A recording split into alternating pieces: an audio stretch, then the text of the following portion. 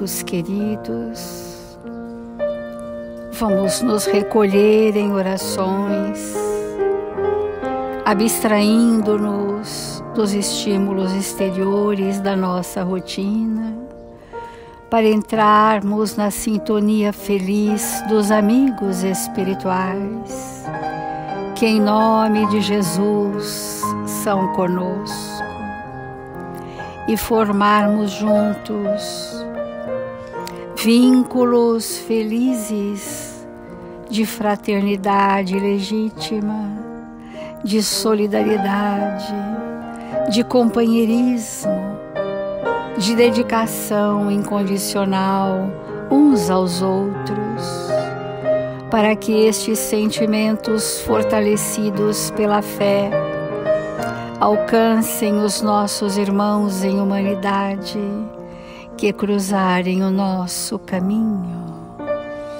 que recebam da misericórdia do Pai o bálsamo que acerena, o lenitivo que aplaca as dores, as respostas verdadeiras às suas questões mais íntimas. E neste momento, Senhor, em Seu nome e em nome dos Espíritos amigos responsáveis por este Evangelho, iniciamos as reflexões desta manhã com paz e esperança em nossos corações. Faça-nos, amigos queridos, instrumentos dignos e úteis, a serviço do bem, onde quer que estejamos, hoje e sempre, e assim seja.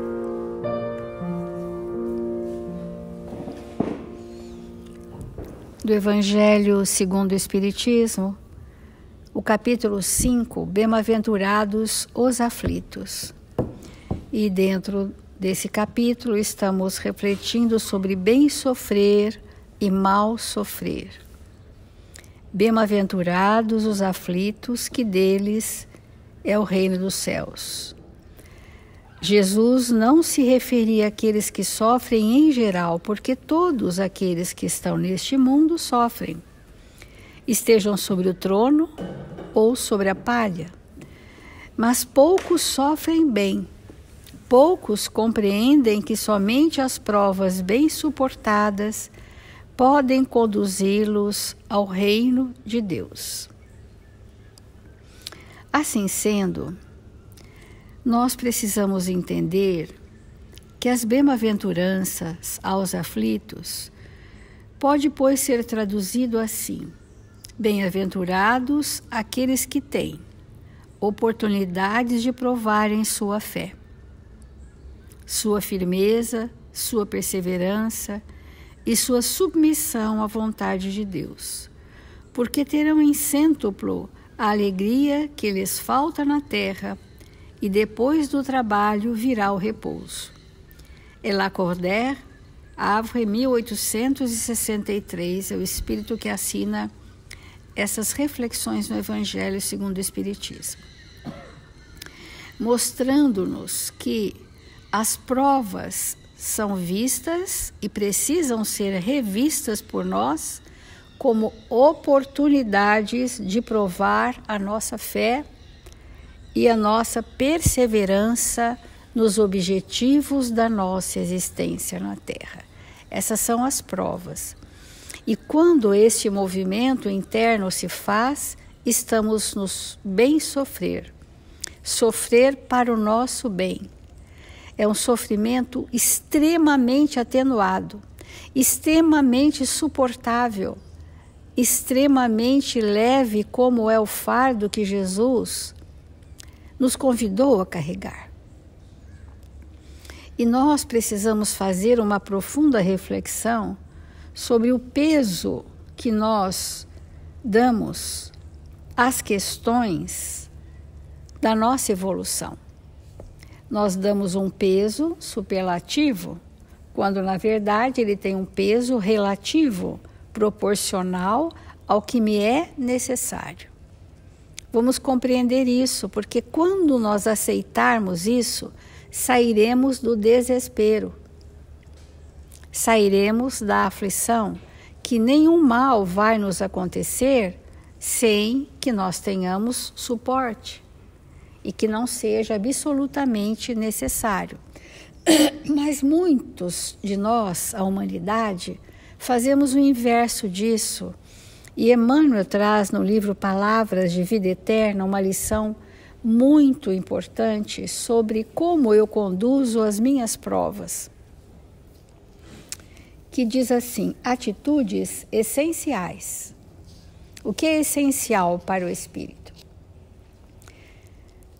Então faz referência àquela passagem de Jesus, segundo Lucas, que diz assim: qualquer que não tomar a sua cruz e vier após mim, não pode ser meu discípulo. O que é tomar a sua cruz? É receber sobre si as responsabilidades referentes às suas culpas pregressas. Isso que é tomar a sua cruz. O que é a minha cruz ou meu fardo? É um repositório de convites e de oportunidades para eu refazer o caminho, para eu construir a obra e me redimir perante os desatinos que me enlouqueceram e que geraram culpas bem posteriormente. Porque no princípio nos atormentaram até que chegasse a culpa verdadeira, precisou haver remorso. E é sobre o remorso, ainda não o arrependimento, que o planejamento reencarnatório se faz como novas oportunidades de ajustes para que eu alinhe meu pensamento e saia do tormento. Como sair do tormento? Na execução de obras saudáveis a mim confiadas. Porque aquelas obras que competem ao meu próximo não me competem. Eu posso compartilhar, mas a construção é minha. E isso está em nossas mãos, sob o nosso alcance e passível de ser realizado. Então, nesse passo do Novo Testamento, encontramos a verdadeira fórmula para o ingresso ao sublime discipulado. Qualquer que não tomar a sua cruz e vier após mim, não pode ser meu discípulo. Muitas vezes nós estamos crentes de que estamos carregando a nossa cruz, só que ela já está depositada num canto qualquer há muito tempo. Ou seja, eu me despojei das minhas responsabilidades evolutivas. Eu me despojei. Eu as deixei a um canto qualquer. E quando eu abro mão das minhas responsabilidades, essa ação gera consequência, vai respingar em todos aqueles que compõem a minha injunção reencarnatória, o meu contexto de vida. Alguém vai também se comprometer pela ausência das minhas responsabilidades. Duas atitudes fundamentais recomenda-nos o eterno benfeitor.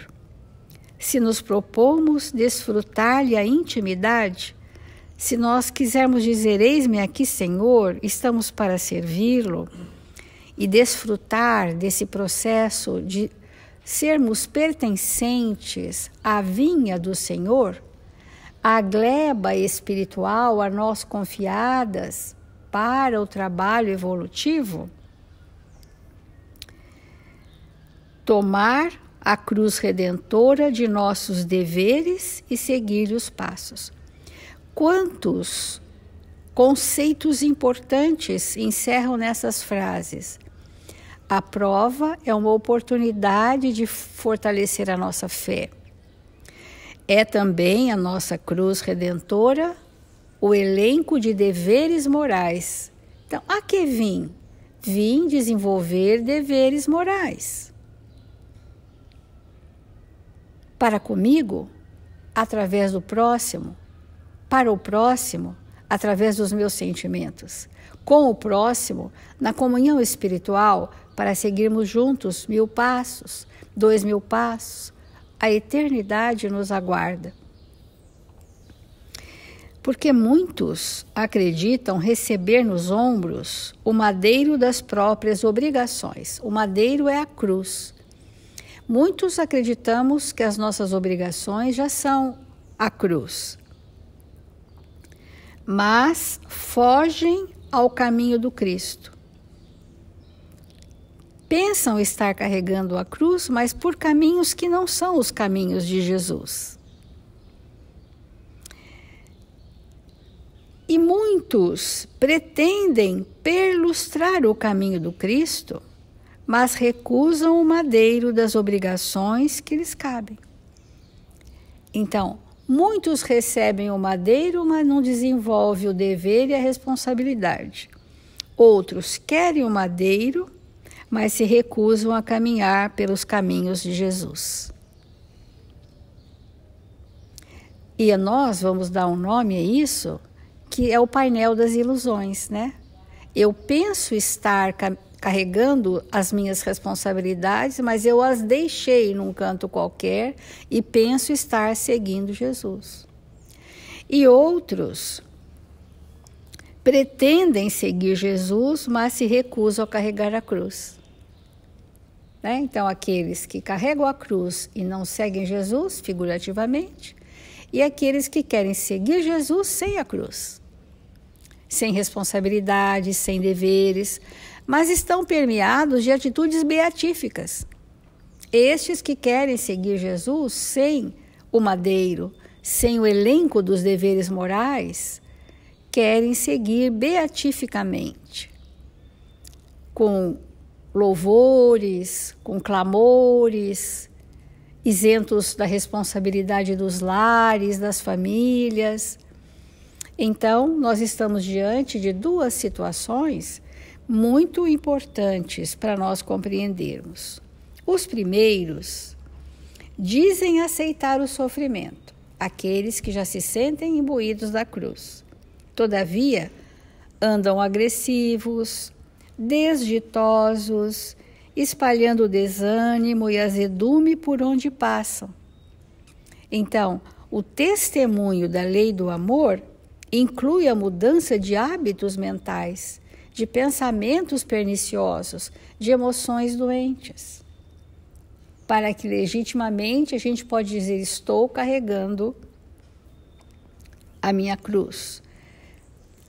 Porque aceitar, aqui diz aceitar o sofrimento, nós diríamos aceitar as oportunidades para que o sofrimento seja minimizado, conforme Kardec nos orienta no livro Céu e Inferno, de que o sofrimento é proporcional à nossa ignorância.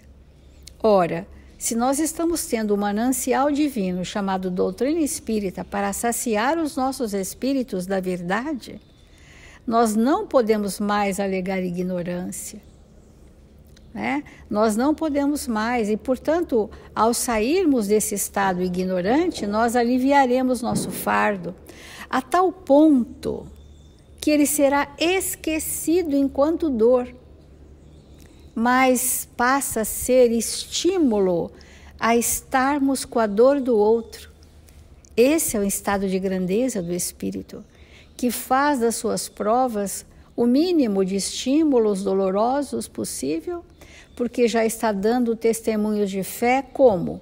Através do próximo. Então, guardadas as devidas proporções, nós temos recebido diariamente inúmeras sugestões de pessoas queridas que estão enfermas nesse momento, enfermas da mente, enfermas do corpo, que estão passando dores lancinantes. E nós precisamos ter compaixão e piedade de nos colocarmos no lugar do outro e dizer: se eu estivesse no lugar dele, o que eu gostaria de receber de alguém? E fazer.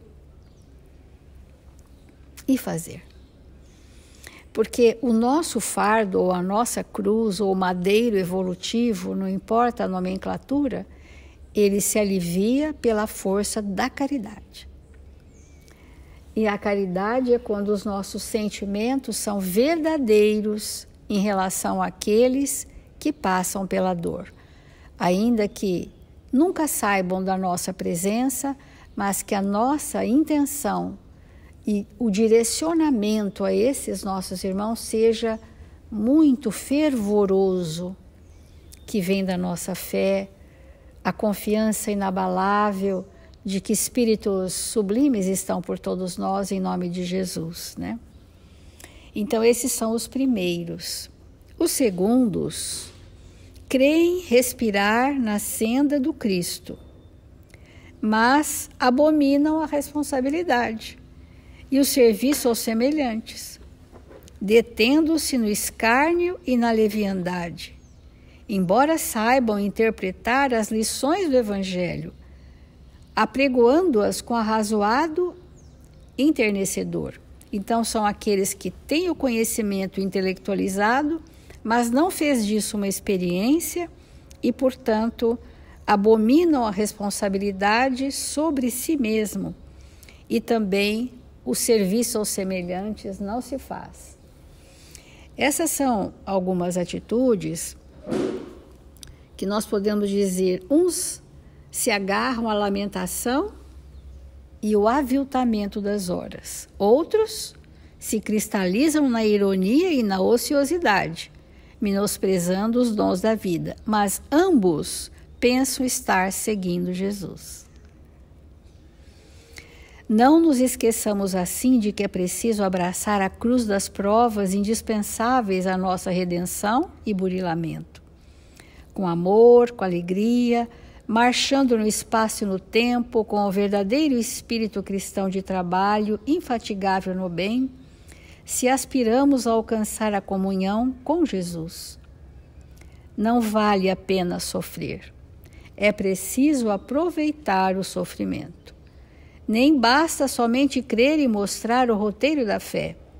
É imprescindível viver cada dia segundo a fé salvadora que nos orienta o caminho. Então vamos refletir.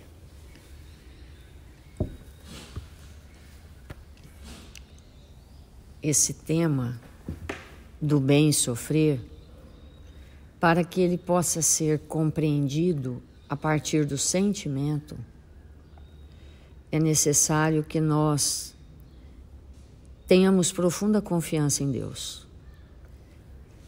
Que Deus não seja para nós uma teoria e nem algo distante, mas que realmente nós possamos alimentar o nosso campo mental de que Deus é nosso Pai.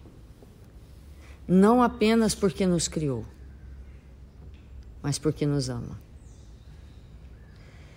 Porque Deus não simplesmente nos lançou no universo e disse para nós que você se faça.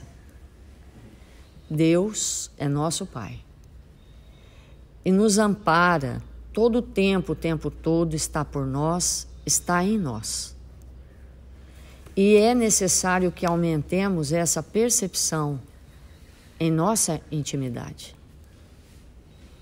Sentir essa grandeza rodeando as nossas vidas. Então, dando sequência ao texto que começamos ontem, intitulado Ante a Lei do Bem, do livro Alma e Coração de Emmanuel, ele comenta assim: levanta-te dos obstáculos em pensamento e age em favor da própria libertação, na certeza de que, por trás da dificuldade, a lei do bem está operando. Então vamos entender profundamente isso. Há uma lei do bem que nos rege. Mesmo que nós não percebamos, mesmo que nós não sintamos, mesmo que não admitamos, essa lei existe e rege a nossa vida como espírito. Então vamos imaginar algo terrível que aconteça num minuto. Vamos imaginar que dois irmãos se enfureçam, que que haja discussão, que haja perda de equilíbrio e do controle e que um aniquile o outro com uma arma de fogo. Vamos imaginar essa cena. Uma coisa dramática, complexa, que obviamente não está envolvida só naquilo que está acontecendo naquele momento, mas tem uma repercussão de passado. Algo muito difícil. Passado aquele milésimo de segundo, porque é isso, né? Quanto tempo leva para uma arma ser disparada e uma bala alojar no corpo de alguém? Milésimos de segundo. Passado aqueles milésimos de segundo, tanto um quanto o outro estão enquadrados nesta lei imutável do bem que está operando todo o tempo todo. A partir daquele milésimo de segundo, começa uma saga que é coordenada por essa lei do bem. O bem vai agir. E esses espíritos voltarão a se encontrar infinitas vezes. Quantas vezes forem necessárias até que o amor se estabeleça. Porque ninguém foge à lei do bem. Então, por mais difícil que seja o momento que nós estamos vivenciando, o que está comandando a nossa vida é essa lei, a lei do bem. Então, tudo que está nos acontecendo e que não é fruto das nossas holucubrações difíceis, que não é fruto das nossas imaginações comprometidas com o bem, tudo que nos cerca, tudo que vai nos acontecer, tudo o que está programado para nós no futuro é regido por esta lei do bem. Porque é isso que rege o universo. Se existem leis precisas, absolutamente precisas, que regem o universo, que não permite que um planeta choque com outro, que não permite que uma galáxia se interpenetre em outra, causando um caos absoluto, se existem leis que regem a matéria, desde a mais fundamental até a mais manipulada, imagina as leis que regem a vida. Quão precisas elas são, quão maravilhosas elas são. Quando nós olhamos para o céu e vemos as estrelas e observamos uma harmonia extraordinária que é regida por leis, e quando nós olhamos para as nossas vidas, para as nossas existências, quando nós olhamos para a humanidade, mesmo que seja uma humanidade que habita um planeta de provas e expiações, há leis de amor regendo tudo, regendo a nossa vida, as nossas existências, o espírito que somos. Então, nada está no caos. Não existe caos na lei de Deus. A lei de Deus é de harmonia, é de amor, é de fraternidade, é do bem, é da verdade. Então, por mais que possa estar nesse momento parecendo tudo confuso, tudo perdido, tudo difícil, tudo isso que nós estamos nominando desta maneira são interpretações equivocadas. Porque o que está regendo tudo são leis sábias de Deus, nosso Pai. Nós estamos de novo nos encontrando, nós estamos de novo nos acertando, estamos tendo novas oportunidades.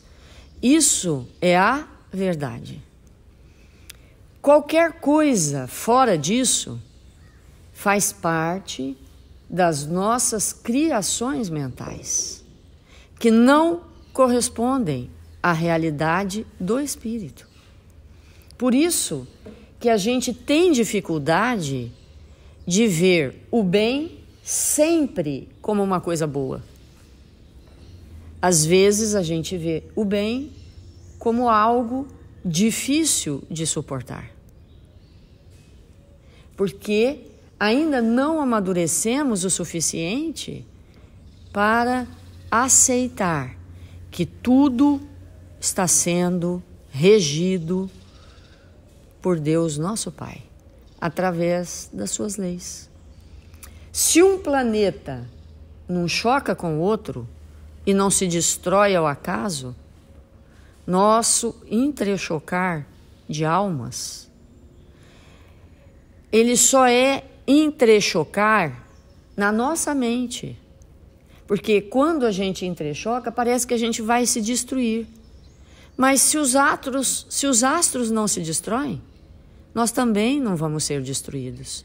A aproximação entre nós é algo extraordinário.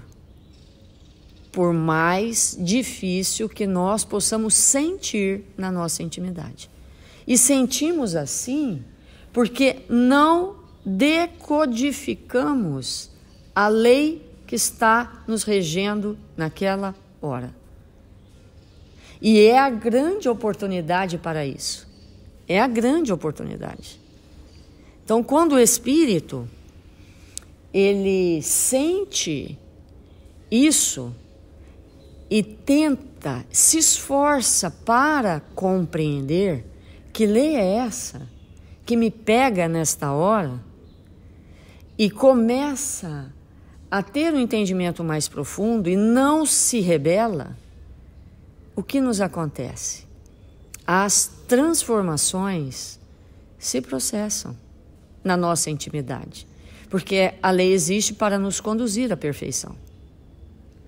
Então, quando Emmanuel traz essa frase para nós, que atrás da dificuldade a lei do bem está operando, é isso que nós estamos falando. E aí ele continua uma frase assim, igualmente espetacular. Ele diz assim: certifica-te, sobretudo, de que Deus, nosso Pai, é o autor e o sustentador do sumo bem. Nenhum mal, olha que importante isso, nenhum mal poderia alterar o governo supremo baseado no amor infinito e na bondade eterna. Então, nenhum mal de um segundo, de um milésimo de segundo, cometido por nós, por uma falha, por uma intemperança, por qualquer dificuldade da nossa parte, nada compromete, obviamente, o governo supremo de Deus nosso Pai, que rege tudo com bondade. Então, com isso nós vamos compreendendo que é necessário nos educarmos, educar a mente, para que essa mente opere dentro dessas leis com compreensão, para que possamos sair dos nossos tormentos, que são todos imaginários. Eles não fazem parte da nossa realidade como espírito. São as nossas interpretações. E ele continua: à vista de semelhante convicção, o que te parece doença é processo de recuperação da saúde. Olha essa frase, né, desse texto espetacular. Quantas vezes nós nos desesperamos porque estamos gravemente doentes, mas toda doença opera na lei do bem. Desse bem que nós estamos falando, que é uma lei. Então, opera na lei do bem. Então, toda doença é processo e recuperação da saúde. Adoeceu?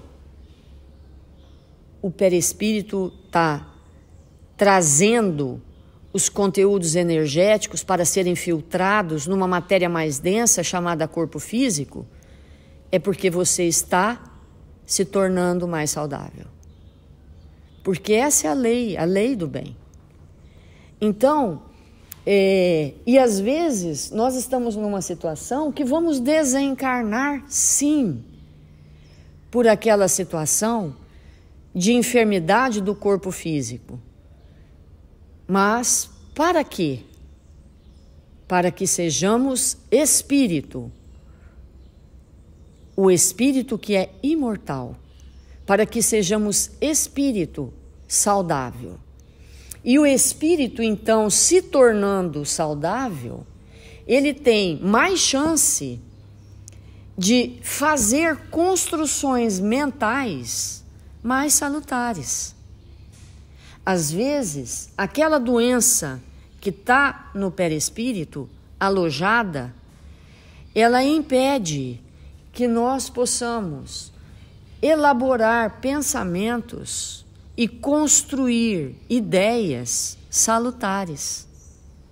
Porque aquela densidade localizada no perispírito tampona momentaneamente os canais da clarividência, os canais que tornam claro a nossa vidência para as coisas de Deus. Então, quantas vezes nós vamos precisar mesmo drenar, deixar aqui no corpo, enterrar esse corpo, para que o espírito possa então, livre dessas mácuas, se libertar e pensar melhor. Então, vamos refletir sobre isso. E amanhã continuamos o texto.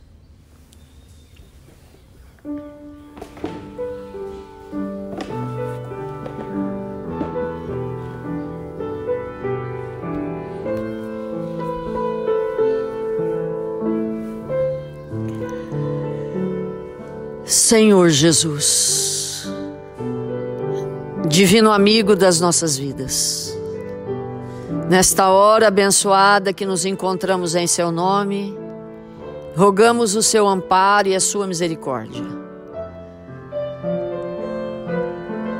para que nós possamos nos libertar, Senhor, daquilo que é para nós um equívoco e nos sentirmos como as estrelas no céu, regidos por leis sábias amorosas, que nos fazem gravitar ao redor de tudo aquilo que é necessário para o nosso crescimento, que é necessário para nos tornar espíritos melhores.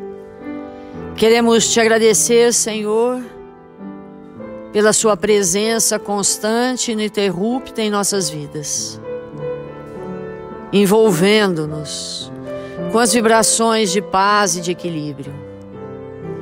Ampara-nos, fortalece-nos, revigora-nos o ânimo, para que possamos prosseguir seguros no caminho luminoso que o Senhor traçou para nós.